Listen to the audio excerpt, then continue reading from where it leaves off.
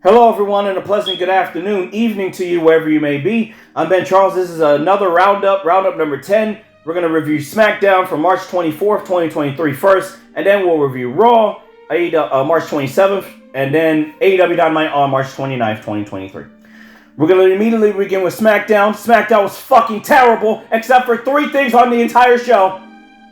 The main event of this show, the opening match of this show, and Rey Mysterio finally beating up Dominic, which got a huge reaction, by the way. Those are the only three good things on this entire show. This show sucked.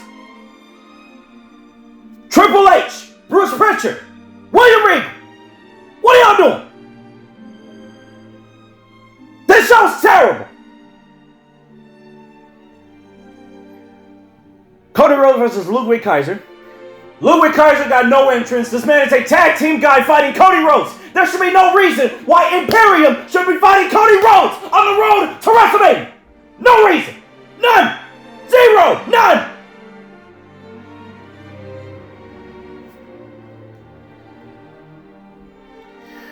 Cody beats him. This match went 13 minutes. I gave this match a 7.5. Logic won because Cody Rhodes beat Ludwig fucking Kaiser. Cody Rhodes, actually Paul Heyman came out in the middle of the match, by the way, for no reason. Solo came out for no reason. Heyman says he'll face Solo on Raw. Cody then says that Paul Heyman interrupted the crowd while the crowd was singing Cody Rhodes' song. Why is Cody Rhodes more focused about his goddamn song more than Paul Heyman and Roman Reigns? Roman says he'll be on next Friday SmackDown, which I will not review because SmackDown's card for that show is terrible. Horrible. Charlotte Flair cuts a promo. Charlotte says that was not built on fear, insecurities, or nepotism. The same three things that have been used against her by everyone since she started this business. Fear is a lack of understanding and ignorance. This business wasn't built on fear, it was built on respect. She doesn't fear Rhea Ripley. The only thing Flair fears is her own potential. She respected every woman she's ever entered the ring with. Oh, excuse me. Okay, first of all, what? The only thing Charlotte Flair fears is her own potential. So, Charlotte Flair is worried about Rhea Ripley's own potential. Rhea Ripley should be a 3-time women's champion by the next 2 years. I don't know why anybody should be fearing about Rhea Ripley's potential. Now, the only thing we fear, Charlotte, is your ass winning against Rhea Ripley for the second time in 3 years. That is the only thing we're worried about. No rating for this promo. It was terrible. Moving on. Who cares? Kevin and Sammy talking backstage. All you need to know. Rey Mysterio comes out versus LA Knight. LA Knight beat Rey Mysterio. This match went 9 minutes. LA Knight rolled this man up because of Dominic Mysterio. Dominic grabbed his foot and LA Knight beats Rey Mysterio.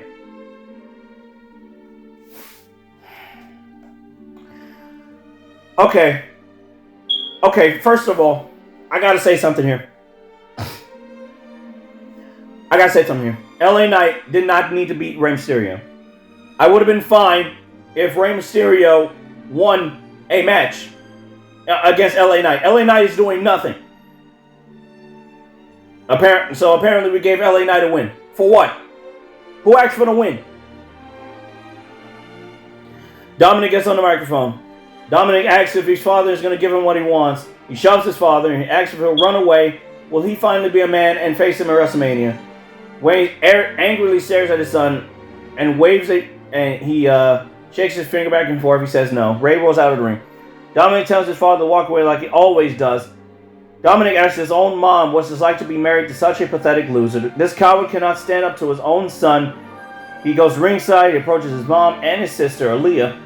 Did his mother know she married a deadbeat? She angrily looks at him. She sat there every night while his father abandoned him. His sister gets in his face. Dominic calls her stupid. Angie grabs the microphone, but he grabs it back and yells to shut up. Ray has seen enough. Ray finally beats up Dominic.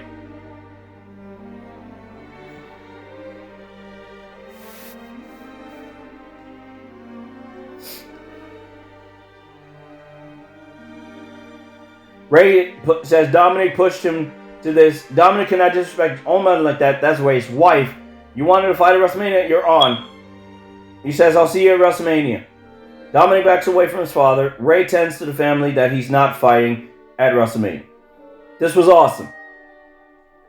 This was great. Ray and Dominic are finally fighting at WrestleMania. Thank God. Now can Rey Mysterio beat the shit out of Dominic Mysterio? Please!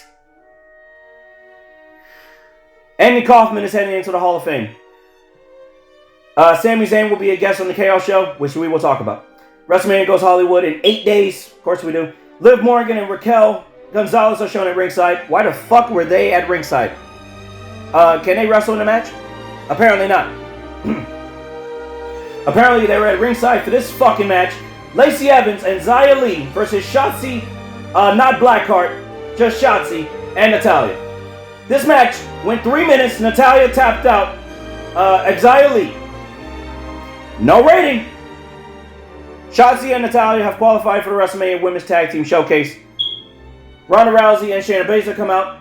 Baszler cuts a promo. She says a lot of women in the ring have a reason to hate them. They've broken their hands, arms, noses, and spirits. They can give them a reason to hate them. Ronda Rousey declines. They've sold out this arena enough and never got any respect. Yeah, you got beat by Holly Holm. Who the hell is Holly Holm? Shayna says they've been added to the WrestleMania Showcase match. They haven't even won a match! How the fuck were y'all added to this match? Y'all weren't even qualifying! Contract signing for the Intercontinental Championship Triple Threat. Drew McIntyre, Sheamus, Gunther, they signed the contract. Excuse me. Hold on. Adam Pearce, he welcomes everyone. Sheamus music comes out. Sheamus comes out. Sheamus with Ridge Holland and Butch. Sheamus says, imagine working for 15 years to achieve a particular goal. Then imagine telling your best friend that goal and him trying to steal it for you. It's a friend that you did so much for, including bringing him to his first training session for the business. Sheamus and the Brawling Brutes get on the apron.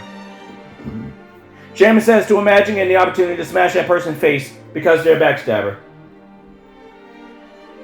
Drew actually comes out. He says, imagine shutting up. McIntyre says he's embarrassed as Sheamus keeps carrying on. Last week they reminded everyone why they're the most physical superstars in this company after they should have been in the bar laughing about it. Now Sheamus has a bad temper. He can't separate personal and business. McIntyre's beaten him before and he knows he can beat Gunther. Sheamus cannot. Pearce says they can fight a week from now, but he needs 3 signatures on the contract. 2 get taken care of when McIntyre signs, Sheamus signs, Gunther runs to the ring. He wants Pearce to justify this match where these two could pin each other and he can still lose. Pearce begs him to back down. He angrily signs it. Gunther says, by the way, whatever he does to retain his IC title at WrestleMania will be justified, I'm sure.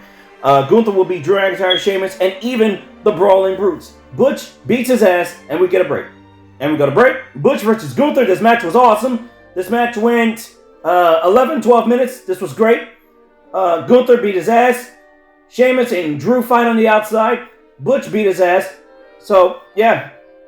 Butch and Gunther have a good match. Yeah, that's all you need to know. Gunther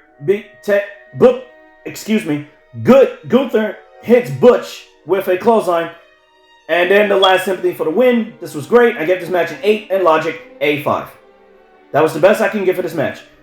Sheamus approaches Gunther. McIntyre hits Gunther with a Claymore kick. McIntyre and Sheamus stare at each other. And that was it.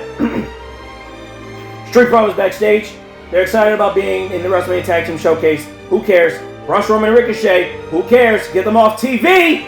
Strowman and Ricochet are doing nothing as a tag team. And they're not a tag team. Get them off TV.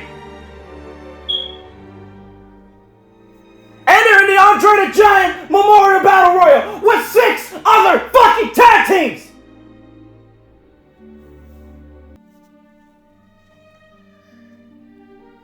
So, we recap next week on SmackDown. Drew McIntyre and Sheamus versus Ludwig Kaiser and Giovanni Vinci. Why are Imperium jobbers? Why? They're losing to fucking Drew McIntyre and Sheamus. Why? KO show with Sami Zayn. Sami Zayn makes his way down. Owens asks if he did Zayn's introduction correctly. Sami says he didn't want a big introduction. He wanted to come out together, but Sami wanted to come out by himself.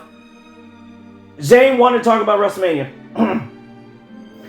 Sami wants to talk, has been wanting to take down Roman Reigns, the Usos, and the Bloodline for months now. He says if Owens realized what they're on the verge of doing. They started together in Montreal from nothing and are on the verge of winning the tag team titles. When they're not a goddamn tag team.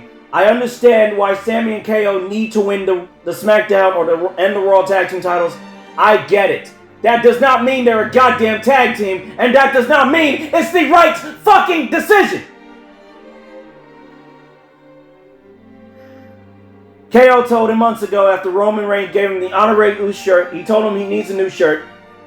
Owens unveils a new KO Mania shirt, but hold on. Kevin Owens gives Sami another shirt. It says WrestleZania, which I thought was cool. Crowd cheered. It was awesome. It sounds fitting anyway. The Usos then beat them up. The Usos take out KO.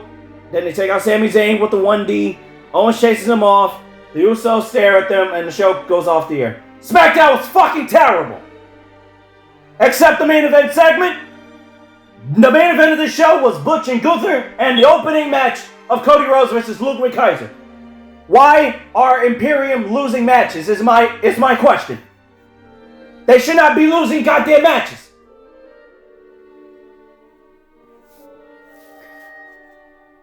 What's this? Yeah, this show is terrible. We're on the Monday Night Raw.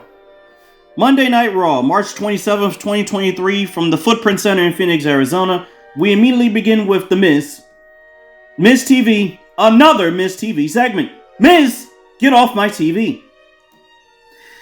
Anyway, Becky Lynch, Lita, and Trish Stratus, they all come out. The Miz tells the crowd to cheer for all of them. Miz then asks for Lita and Trish why make their returns to play backup to Becky Lynch. Lita holds up her title and says she doesn't feel like a backup. She feels like one half of the women's tag team titles, which needs to be retired. After WrestleMania, retire the women's tag team titles.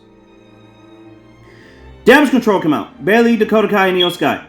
Bayley says she's heard enough. The crowd boos them. Bayley calls the people in Phoenix idiots. They all get in the ring. This match at WrestleMania isn't just another match. This is their lives. Every step they've taken since SummerSlam has led them to this match. Trish Stratus and Lita are here acting like they mean something when they last meant something 20 years ago. Trish said the title on Lita's show to make her mean something right now. Bayley says at one point in her life, this would have been the ultimate dream match for them. Going against someone she came up with in this company and two of their heroes at WrestleMania. The crowd says, what?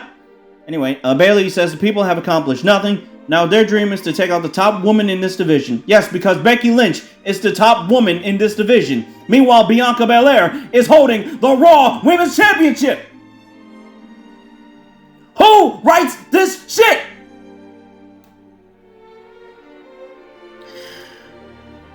Becky asks what Bayley will do if that happens. Bayley has been doing absolutely nothing. Dakota Kai and Io Sky went from being great to being lackeys. That is correct. They have done nothing. They've lost matches. Lynch thought this would end at War Games, and then when they took the titles, now it can end at WrestleMania. Becky Lynch will battle Io Sky. Becky Lynch versus Io Sky is your first match on the show. I did not care about this match, and really, honestly, until the end of the match, this match was, it was rough to get through. There was botches in this match. There was missed timings. There was just pretty much bad communication in the first half of the match. The crowd was into it at the end, but I prefer really a good first half and also a decent second half. This was a bad first half, so I'm already giving this essentially Wrestling 5, Logic 1. That's the best I can give for this match. Becky Lynch won. You all know where this is leading to. Becky Lynch is not losing before WrestleMania. There you go. Next segment. Oh boy. This fucking next segment. Oh, excuse me. Replays of Cody and Roman last week on Raw. There you go. Solo Sikoa walking backstage with Paul Heyman. Asuka's career highlight reel ahead of her match against Bianca Belair, which was great. Asuka is finally getting the recognition. You know, all of her stuff on NXT, all of her stuff on the main roster, they're all being shown. Great. Replays are shown of Logan Paul being attacked by Rollins last week on Impulsive TV. Every time Logan Paul shows up, it's fucking impulsive. Kathy Kelly with Seth Rollins. Mustafa Ali interrupts him. Mustafa Ali wants Rollins to see the bright side of being knocked out by Logan Paul twice. Rollins needs to think more positive Ali. That's what Mustafa Ali said word for word. Mustafa Ali, get off my television. For that line alone, get off TV. Rollins has a better idea. Ali wanted a match against him. Rollins will grant his wish. Mustafa Ali says that's not what he wanted. Mustafa Ali loses in 2 minutes. No rating. Moving on. Rollins cuts a promo, which was great. Rollins says in 5 days, on April 1st, he will finally get his hands on Logan Paul. Rollins says Logan Paul has a history of making a joke out of himself. Yes, with the fucking scamming shit for fucking Prime, which is still terrible. If Rollins can't beat Logan Paul at WrestleMania, he's not the joke. Rollins is. Paul threw him out the Rumble. He cost him at the Chamber. He cheap shotted him once, but twice. In 5 days, it all comes back around. April 1st happens to be Logan Paul's birthday. The WWE Universe won't be serenading Logan Paul with Happy Birthday at WrestleMania. They'll be singing Rollins' song. And he says, I'll see you at WrestleMania, Logan Paul. Great promo from Seth Rollins. Other than that, the match between him and Mustafa Ali, absolutely 0 rating. Baron Corbin complaining to Adam Pearce backstage. Who cares? Baron Corbin sucks. Get off TV. Chelsea Green comes up. She wants to break her boot off in Pearce's... Okay, pause. First of all, what? Chelsea Green wants to put a foot in Adam Pearce's behind. Why? Why? Chelsea Green, you haven't won a match since being on Raw. You haven't won a match. Neither has Piper Niven, apparently.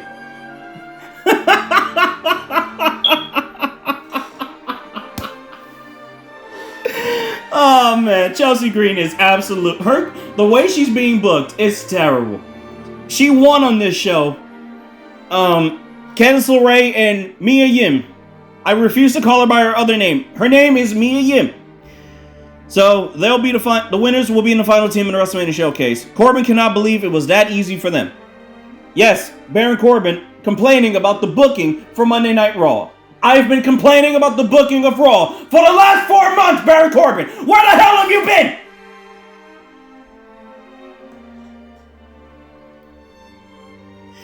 Brock Lesnar Omos, WrestleMania weigh-in. No rating for this goddamn segment. I'm not going over this segment. The hell out of here. I'm not going over this shit. Omos boot Brock Lesnar in the face. Wonderful. Who the hell cares? Omos sucks. Get him off my TV expeditiously. Who cares? Next, we got a Charlotte Flair highlight reel. Byron Saxton with Rhea Ripley. Rhea says Flair's legacy is unmatched, but her legacy won't define Rhea Ripley's destiny. Ripley must beat Charlotte Flair. She must prove that she's the best and must become the biggest star in its industry, and she needs Charlotte Flair's title. So, Flair can't stop her from becoming SmackDown Women's Champion at WrestleMania. That's all she says. We have an 8-man tag team match. Oh, sorry. Before we go to the 8-man tag team match, Finn Balor cut a great promo on this show. Fantastic promo did Finn Balor cut. It was awesome. Finn Balor's in a dark room. Finn Balor says it was always going to end this way with them dragging each other into the Hell in a Cell structure, which I hope is not fucking red. Edge says he was baptized in the cell and thrives there. Now Edge wants to lock himself inside the cell. Doesn't Edge know there's nothing more dangerous than a caged demon? Edge can go to his dark place, light his candles, and do whatever he needs to do to unlock it, but he doesn't need to summon his demons. They're always there. You just have to look closely And then Finn Balor's demon image flashes over his face, which was a very, very creepy as hell visual, and it was great. Finn Balor cut the best promo on this entire show, by leaps and bounds. Oh boy, this next match, a preview of WrestleMania Showcase, which I don't even know if it's even on the pre-show or not. The Street Profits, Angelo Dawkins and Montez Ford, and Braun Strowman and Ricochet. By the way, I gotta point this out. I gotta do this. Angelo Dawkins and Montez Ford, the Street Profits. Braun Strowman, still employed. Ricochet, still employed. Chad Gable, still employed. Otis, still employed. Maxine Dupree, still employed. Marseille, still employed. Matt Swan, still employed. Viking Raiders, still employed. Eric, still employed. Valhalla, still employed. Ivar, still employed. This show sucks! The fuck is this match? Why was this on the show? Get this shit out of here! Street Profits, Braun Strowman, and Ricochet won. That's all you need to know. No rating. Who gives a flying fuck? Kathy Kelly with Cody Rhodes. She asks Cody if he is in a vulnerable position against Solo. He likes this position, says Cody. Does the Bloodline think he has a chance against Solo Sikoa? Cody Rhodes is sure they'll laugh. Why is it important that he faces Solo 6 days before WrestleMania? They want to see if Rhodes has earned it. This fire started long before the Royal Rumble. He says he's not only has Rhodes earned it, he lived it. I'm sure the both of us, me and Cabo, I think like the both of us, I think we entirely think differently about Cody earning. Now, we're not saying Cody never earned it at all. It's just the way he earned it. Yeah, that's the only thing we hated about the entire thing. Other than that, there you go. Cody will battle Solo in the main event. The Bloodline parody of the Goodfellas. Goodfellas movie. That was great. It was awesome. Roman Reigns is a complete asshole in this commercial. Go find this commercial whenever you can. This was great. Bianca Belair, career highlight reel. Taking her time back in NXT. All of her stuff on the main roster when she was on SmackDown in the Thunderdome. Bianca Belair did great. There was a lot of good video packages and a lot of good career highlight reels leading into the match at WrestleMania. So Bianca and Asuka at WrestleMania, which we will review. Austin Theory stood in the ring in the empty arena. He literally he got the key to get inside the arena and he stood in the ring. He says this Saturday at WrestleMania, Austin Theory will lose everything according to John Cena. John Cena is wrong. Cena thinks he exposed him on the microphone, but Cena exposed himself as not being able to see the future right in front of his eyes. Cena wanted to hit him with a reality check that no one believes in him. Austin Theory is in the ring alone because there's no difference between being in an empty arena or in a sold-out arena in SoFi Stadium, which I'm hearing WrestleMania Night 1, I'm hearing SoFi Stadium is going to be having 70,000 people for Night 1, so that's very, very big right there. Austin Theory doesn't do this for the WWE Universe or for a kid growing up wanting to be the next Austin Theory. He doesn't do it for the kid who wants to be the next John Cena. He does this for himself. And the purpose of him is to be the future. And he said the person who had a purpose before anyone had an opinion about him. It's sad to know that Theory would have let Cena go down the hero, but he made this personal. Everyone looks up to Cena, so it'll be fitting that Cena will be looking up to him when Austin Theory beats John Cena at WrestleMania. He looks up at the WrestleMania sign, and that's the end of the promo. This was the second best promo on this entire show. Finn Balor cut the best promo on the entire show. Nobody will change my mind. Sonya Deville and Chelsea Green versus Candice LeRae and Mia Yim. This match went 5 minutes. Chelsea Green hit Mia Yim with the unprettier. That's all you need to know. This shit sucks. No rating. Let's move on. Kathy Kelly backstage. By the way, Kathy Kelly had 4 segments on this show. 4 segments! She talks to Paul Heyman. Heyman quotes scripture, and he says that Cody Rhodes fears no tribal chief. He quotes Psalms, I believe. He says Cody is not ready. Rhodes asks why is it so important to face Solo just 6 days before WrestleMania. Heyman says it's relevant. Solo is ready to weaken Rhodes before his match against Roman. Solo is here to put a beating on Cody Rhodes, so he's not 100%. people may not think this is dignified of Roman Reigns, but Reigns will stoop to those levels to stay on the island of relevancy. That's the difference between Cody Rhodes and Roman Reigns. Reigns came to Heyman and stopped being the big dog and became the tribal chief. Why did Paul Heyman mention him as the big dog? What the fuck? Why? Why did he mention him as... Come on, bro. Oh my god, ridiculous. Cody was never ready to fill the dreams of Dusty. Rhodes was never ready to be the man of his generation or this generation. Cody is not ready to beat Roman. Cody needs to be beaten by Solo. Cody then needs to prepare for a verbal beating by Roman this Friday because SmackDown, Cody and Roman will be on SmackDown, which I will not review because it sucks. The card for it sucks, so I'm not reviewing it. Cody needs to be ready to lose to Roman this Sunday, and Paul Heyman says, in the glory of his own defeat when he disappoints the fans, he needs to be ready to acknowledge Roman this Sunday WrestleMania. Paul Heyman cut a very good promo on this show. This was still not the best promo on this show, so there you go. Damian Priest versus Rey Mysterio. This match went another 5 minutes. Dominic crotches Rey on the top rope. It's a disqualification. This was a solid match until the finish, but hey, first of all, Dominic Mysterio and Rey Mysterio, like Dominic is really getting a lot of heat, which I am really, really liking. And yeah, this is cool. Normally I would rag on Dominic Mysterio, but over the past couple of weeks, he's been getting a lot of heat, so I necessarily cannot complain. Excuse me. Oh, by the way, Dominic cut a promo. He says something in Spanish about his mother and sister. I think he called his mother and sister, did he call them bitches, I believe? Oh, he says he's taller and more handsome than his father. And he says, what kind of father hits his son? Dominic should have told his mother to shut up a long time ago. The crowd loudly chants, you suck. Dominic says he never said this out loud, but he wishes Eddie Guerrero was his father and Rey Mysterio never existed. The crowd booed heavily when he said that. Now that's heat. That's heat. I don't care what no one says. That is heat. Jesus Christ. He says the Mysterio's name will belong to him at WrestleMania. Rey Mysterio versus Damian Priest. As I said early on, this match went 5-6 minutes. It was a DQ. I gave this match a 5 and Logic probably a 4. That's the best I can give for this match. Johnny Gargano, Luke Gallows, and Carl Anderson are excited to be in the Andre the Giant Memorial Battle Royal this Friday on SmackDown, which I will not review. We did get a video package of Andre the Giant, which was cool. Rick Boogs get amped up, but Elias, who is on TV, he mentioned that he's also in it. Who cares? Elias says he's a lock to win it.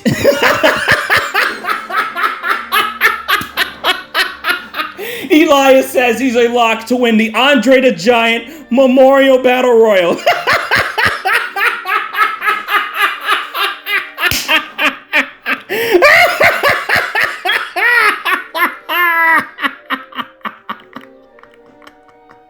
Elias sucks. Elias is fucking terrible. He sees Dexter Lumis.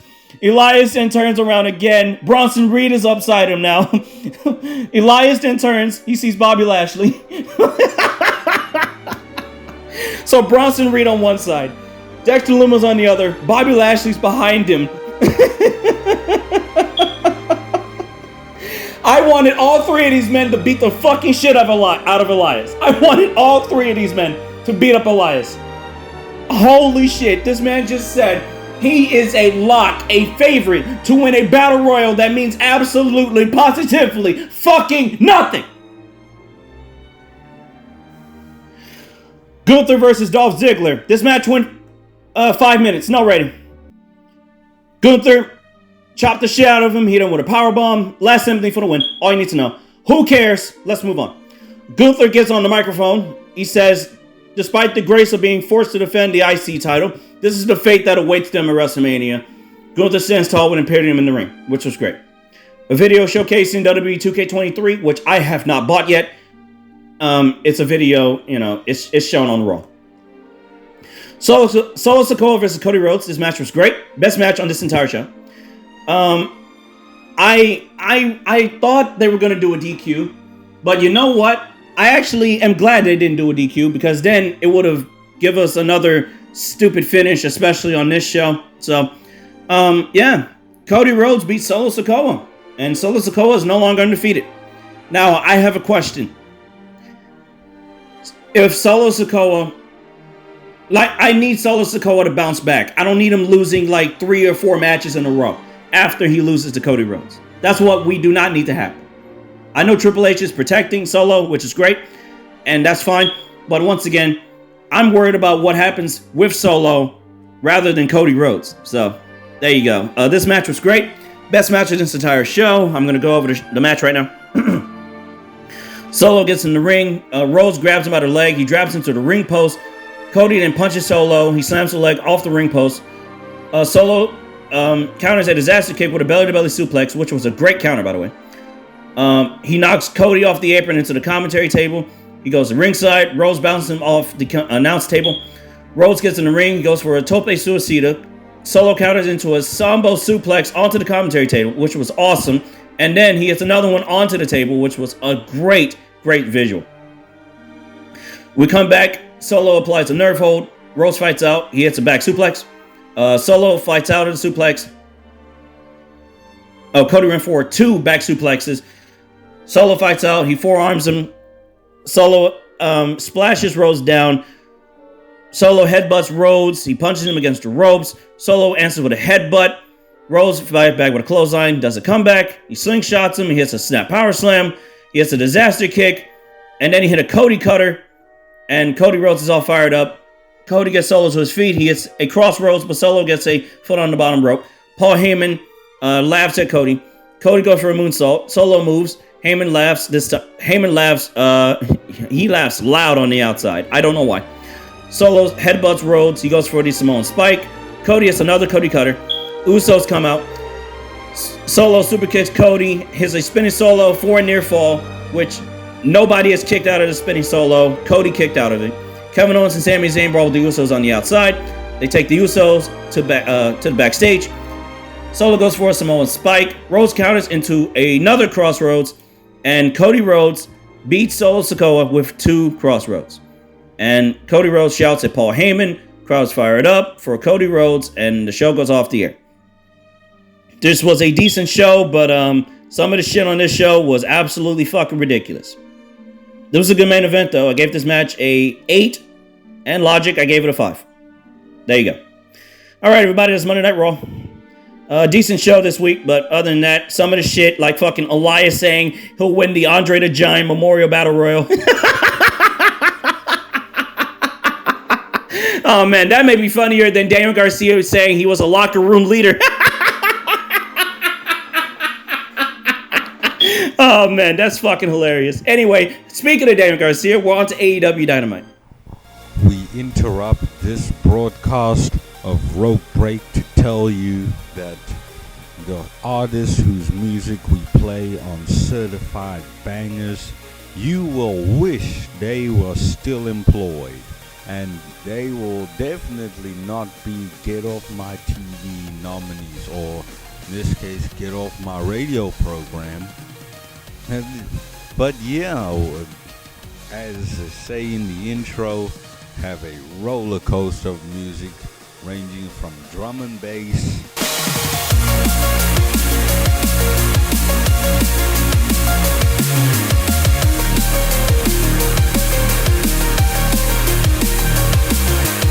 indie pop,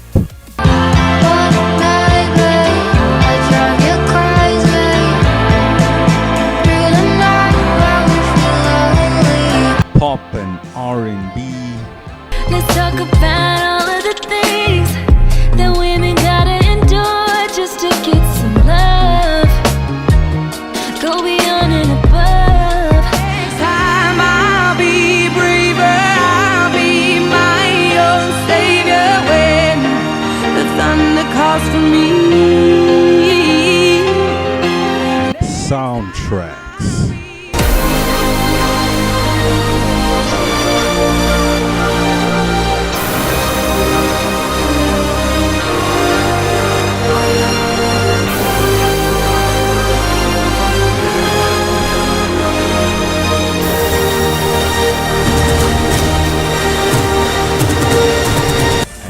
anything else that comes to the mind of the host. Gabo Gabenator Mamba. This is luck. Well, not. This is not Live Open Radio Certified Bangers, but you can't listen to Live Open Radio Certified Bangers when you're done listening to this episode of Rope Break, which we will now go back to. Back to you, Ben.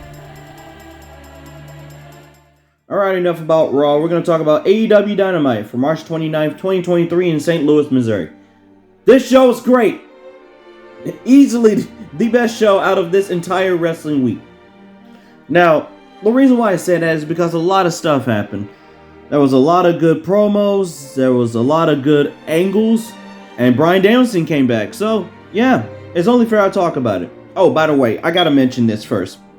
Supercard of Honor is March 31st. I will review that pay-per-view as an extra right here on the Roundup. That will be on a Monday.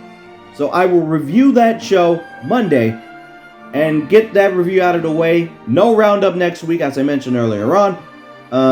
So yeah, there you go. Anyway, we're on to AEW Dynamite, March 29th, 2023.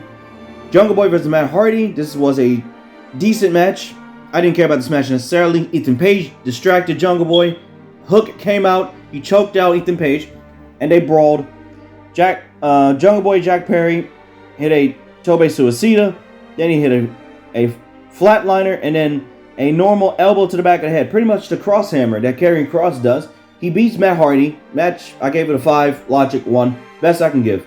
Who cares? Because MJF comes out. MJF cuts the best promo on this. Cut another great promo.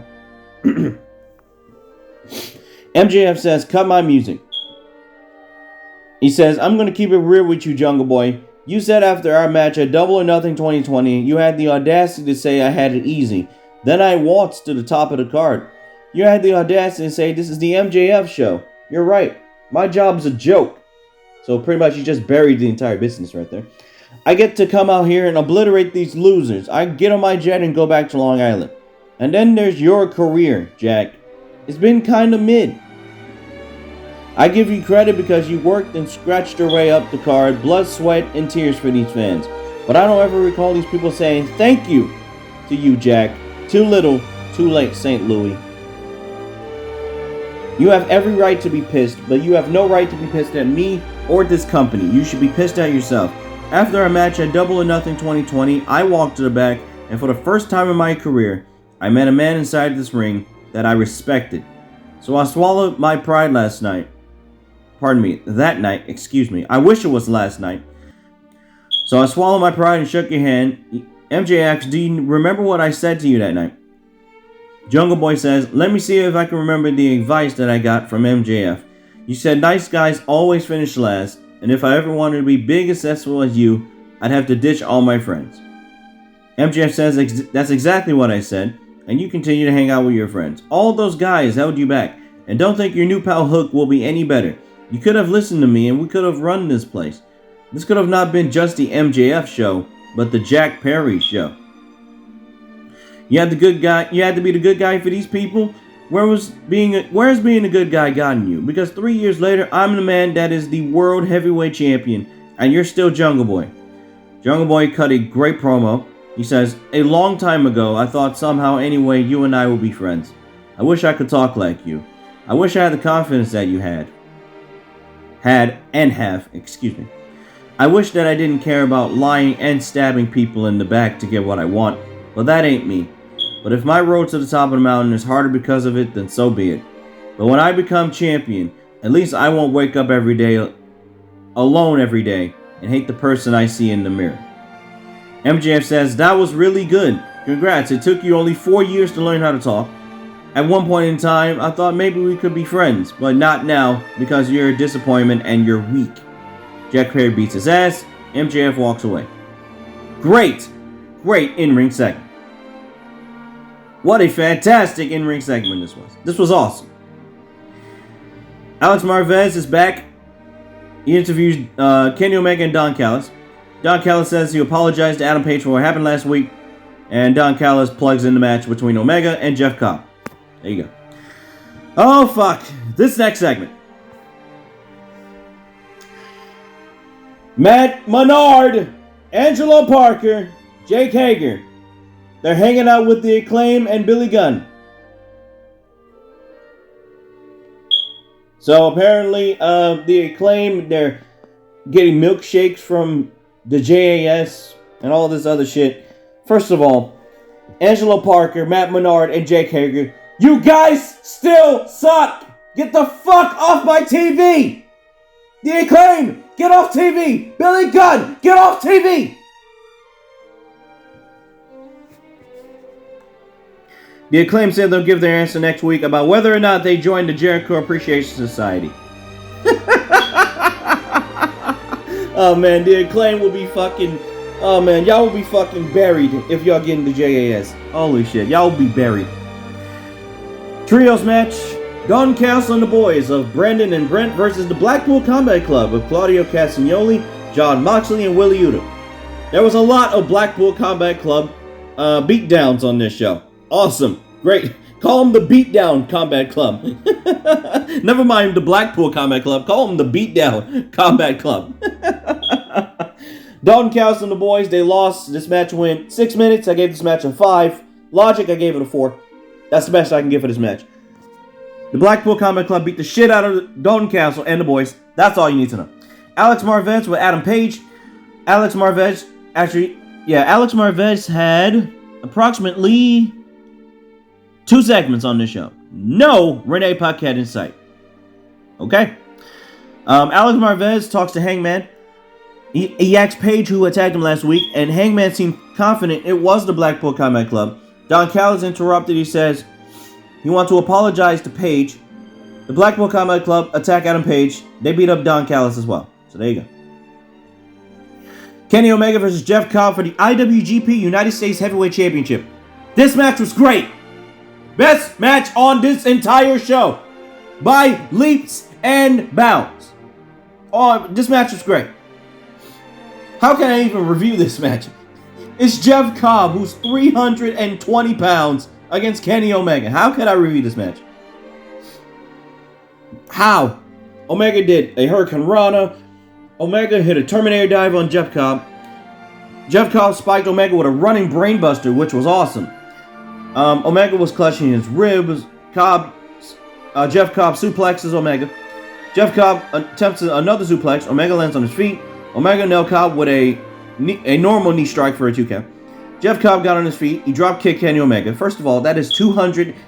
That is a 300-pound man drop kicking Kenny Omega. Holy shit! Come on, man. Omega rocked Jeff Cobb with 2 Snapdragon suplexes.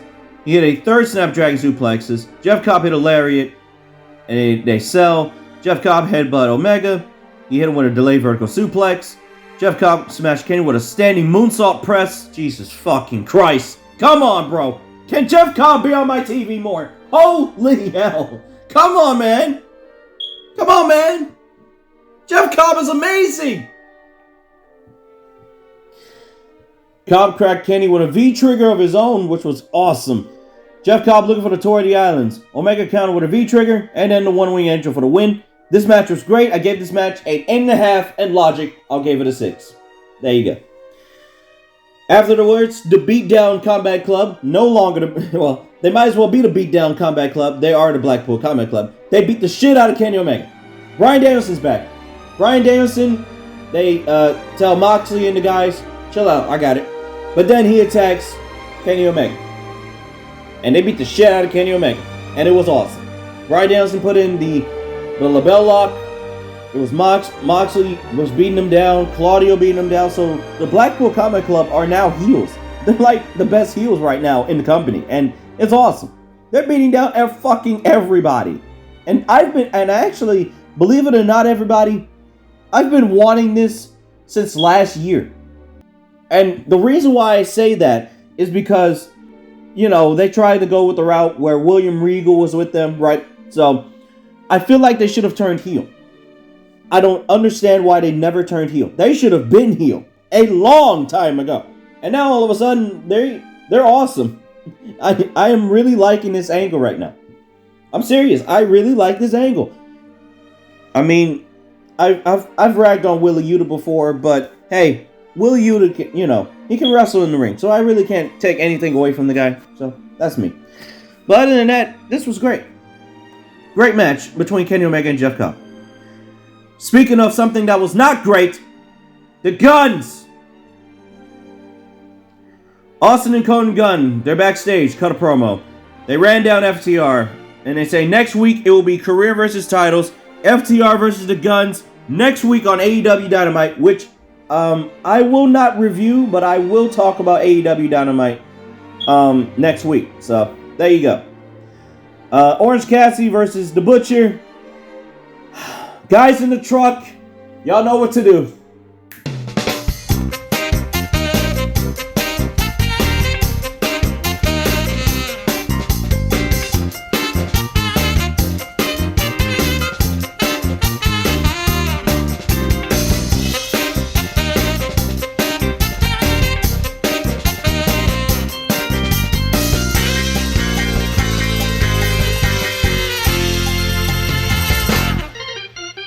Hello everybody and welcome to another edition of What the Fuck Did He Do to Get a Title Shot? Your question of the week. What the fuck did The Butcher do to get an AEW International Championship match? Here are your multiple choice answers at this time. A. He beat up Orange Cassidy on AEW Dark. B. The Butcher attacked Orange Cassidy last week on Dynamite. C. The Butcher lost last week and Tony Khan made this decision. You all have 10 seconds to figure this out.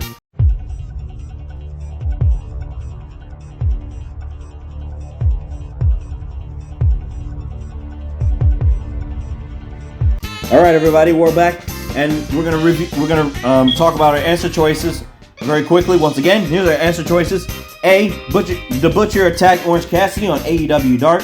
B. The Butcher attacked Orange Cassidy last week on Dynamite. C. The Butcher lost in that 6-man tag team match last week, and Tony Khan made this match. If you guessed C, Tony Khan made this match because The Butcher lost last week, you are correct. And that concludes another edition of What the Fuck Did He Do to Get a Title Shot? Back to your regularly scheduled programming. And fuck Rick Knox.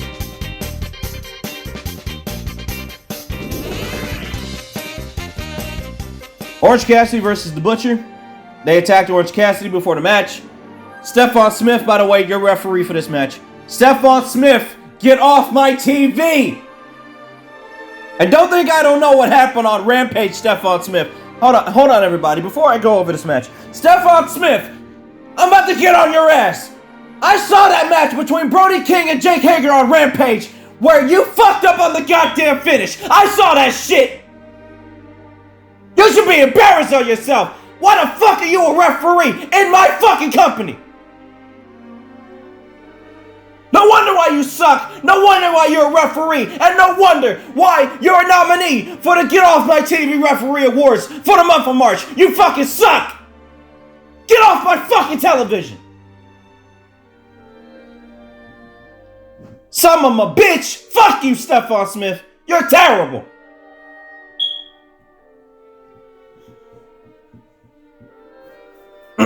Excuse me. I had to go off on him. All you need to know, Orange Cassidy hit the DDT. Best friends come out who are still employed. The Butcher, still employed. The Blade, still employed. Orange Cassidy, still employed. Chuck Taylor, still employed. Danhausen, still employed. Trent Beretta, still employed. Trent hit Butcher in the back with a crowbar. Orange Cassidy can't even beat the Butcher clean because of fucking Trent Beretta. No rating for this match. Get out of here. No rating. This shit sucks. That match was terrible. Who cares? Ruby Soho versus Willow Nightingale. This match was actually good. Willow Nightingale came out a lot more serious, as she didn't smile on the way to the ring. Great. So Willow Nightingale, Ruby Soho had a good match. Ruby actually slapped Willow in the face, and she dropped Ruby with a sidewalk slam. Willow used her power. She body slammed Ruby Soho. Nightingale smashed Ruby in the corner with forearms. That's rough and distracted. Soraya hit Willow with some knees, which was ridiculous. Soho used a snap suplex on Willow. Willow hoisted up Ruby Soho and dumped her with a Death Valley driver, which was cool. Toni Storm came out. Of course she does. Ruby Soho rocked Willow with 2 no future kicks. Willow counted the Destination Unknown with a pounce, which was cool. Willow looked for the Doctor Bomb. Toni Storm interfered. The referee did not even see her. And then Ruby pinned Willow Nightingale with her both feet on the ropes. So there you go. I gave this match a 6, and Logic, I gave it a 3. There was too much Outcast interference. That's why it's a 3. After the match, the Outcasts were attempting to break Willow's leg. Riho Sky Blue ran out. Riho came out. Jamie Hayter ran off.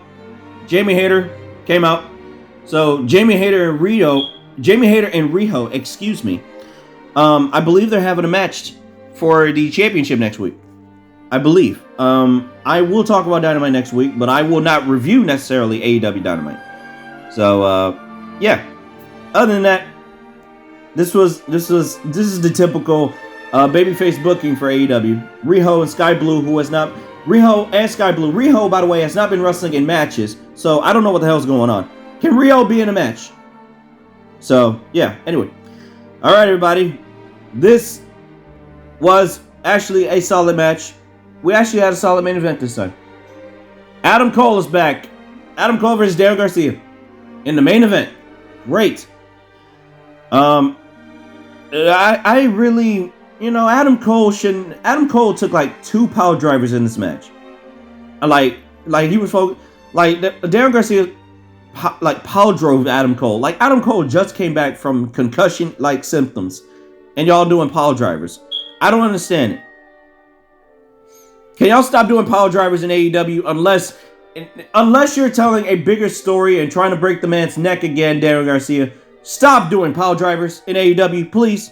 You don't see Kenny Omega doing fucking power drivers, do you? No. Adam Cole took down Garcia with a side headlock. Garcia then hit a power driver, and Cole rolled out outside the ring. Adam Cole tried to build a comeback. He had a neck breaker, which was cool. Daniel Garcia tossed Cole on his neck with a German. Cole fired back with a super kick. Garcia ducked a knee strike. He countered with elbows that targeted Cole's neck, so apparently it's a part of the story, which I can agree, but Daniel Garcia did not need to do 2 or 3 power drivers to Adam Cole. That's what I did not like, because Adam Cole just came back. Adam Cole's neck can seriously be broken here. Cole went for the Panama Sunrise. Garcia rolled through on the move. Garcia then stuffed Adam Cole with a trapped arm power driver, which was awesome. Cole found the strength to hit the Panama Sunrise, and then he hit the last shot. He lowered the boom. Of course he does. Cabo still calls it the last shot. I call it the boom. It's the same goddamn move. Don't even try to correct me. Adam Cole wins. Britt Baker comes out. She hugs Adam Cole. There you go. I gave this match a 7. Logic, I gave it a 5. Best I can give for this match. Jericho came out. He helped Daniel Garcia to the back. And Chris Jericho, you notice this. Chris Jericho did not make any kind of eye contact with Adam Cole. None. So, yeah. Jericho and Adam Cole, they're going to feud. Now, my question is, Adam Cole, I don't know why Adam Cole needs to face Chris Jericho, because Jericho's been losing more than usual. So, yeah. Other than that, this was a good show of AEW Dynamite. And, yeah, this was a very good show. I gave this show, really, a 7.5. Logic, I gave it a 4. Yeah. Other than that, this was great. This was a great show. And that is the end of our roundup for roundup number 10. I hope you guys enjoyed this roundup. As I said earlier on, next week there won't be any roundups, but there will be a Ring of Honor Supercard of Honor review. That will be out Monday. So look out for that for Ring of Honor, and I will review that show. And I heard a lot of good stuff are happening in Ring of Honor, as some of you may have already noticed or haven't noticed already. Ring of Honor now has their Honor Club deal, which is a streaming service. It's a subscription service, kind of. So, yeah, they're doing really good, and, you know, they're doing a lot of good stuff on the show. So I really can't complain. So, yes, I will review Ring of Honor, Supercard of Honor. That will come out on Monday. That will be literally the Raw after WrestleMania, which I will not review, unfortunately, because, as I said earlier on, Roundups next week. Nah, can't do it. We're gonna talk about WrestleMania Night 1 next week, so look out for that. But until next week, until WrestleMania review, I'm Ben Charles on behalf of Cabo and Josh Jenkins. I'll see y'all next week for WrestleMania Night 1. So long, everybody.